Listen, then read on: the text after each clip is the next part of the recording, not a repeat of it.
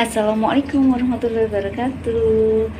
Hari ini saya akan membahas tentang gangguan tumbuh kembang anak yang terlambat bicara atau bisa disebut speech delay. Moms, jika si kecil mengalami salah satu masalah tentang komunikasi yang biasa disebut dengan terlambat bicara, jangan dibiarkan ya moms. Dampaknya akan menyebabkan autisme. Menurut penelitian, waktu yang dibutuhkan bayi untuk merangkai 2 sampai 4 kalimat verbal kata adalah usia antara 18 bulan sampai 2 tahun. Nah, apa tanda-tanda anak terlambat bicara yang bisa dideteksi oleh orang tua? Yang pertama, anak terlihat lebih pasif atau anak lebih banyak menyendiri. Yang kedua, anak memiliki kosakata yang sangat sedikit atau anak lebih sering menggunakan gestur tubuhnya atau gerakan tubuhnya ketika mengomunikasikan sesuatu. Yang ketiga, biasanya anak yang terlambat bicara akan lebih mudah tantrum ketika merasa marah atau keinginannya tidak dipenuhi oleh orang tua. Oke, faktor-faktor apa saja yang bisa menyebabkan anak terlambat bicara?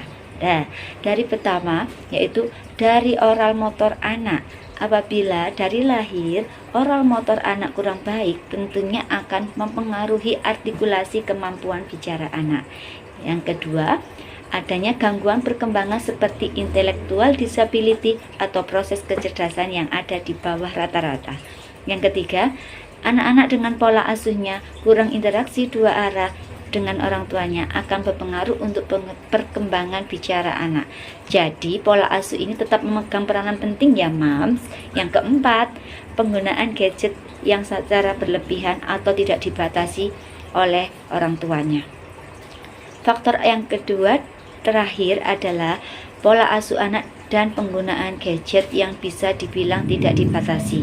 Nah, itu sangat berpengaruh untuk tumbuh kembang anak karena pada dasarnya, usia 5 tahun pertama anak atau biasanya disebut dengan golden age, anak perlu mendapatkan stimulasi interaksi dua arah yang sangat banyak dari lingkungan keluarganya. Karena anak akan mendapatkan pemahaman, melatih bicara, kemudian juga melatih kemampuan emosional anak, juga perilaku anak, semuanya dari rumah. Ketika anak sudah distimulasi dari rumah, baru anak akan bisa tampil di masyarakat dalam bentuk sekolah usia dini yang seperti preschool, TK, dan lain-lain. Benarkah jika anak yang terlambat bicara nantinya kesulitan juga untuk belajar bicara? Oke, anak yang terlambat bicara sudah pastinya pemahaman terhadap informasi di sekitarnya juga kurang. Karena bicara juga sangat berpengaruh dalam lingkungan anak. Bicara ini dibagi menjadi dua golongan, yaitu bahasa reseptif dan bahasa ekspresif. Apa itu bahasa reseptif? Bahasa reseptif adalah kemampuan anak menangkap informasi dari lingkungan yang disampaikan kepada dia. Contohnya, menangkap instruksi dari lingkungan sekitar. Misalnya anak disuruh berdiri, maka anak akan berdiri. Tetapi ketika bahasa reseptifnya terganggu, secara otomatis untuk mengekspresikan apa yang dia inginkan juga akan terlambat. Karena anak tidak memiliki pemahaman dan tidak punya kosakata untuk diungkapkan dalam bentuk kalimat. Jadi biasanya anak-anak yang terlambat bicara ini akan kesulitan ketika mulai belajar konsep-konsep dasar. Contohnya mengenal bentuk, mengenal huruf, menulis, terutama membaca.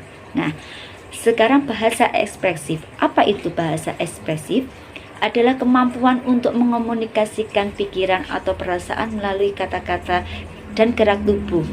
Nah, anak mengekspresikan diri dan menyampaikannya kepada orang lain apa yang sedang dirasakan.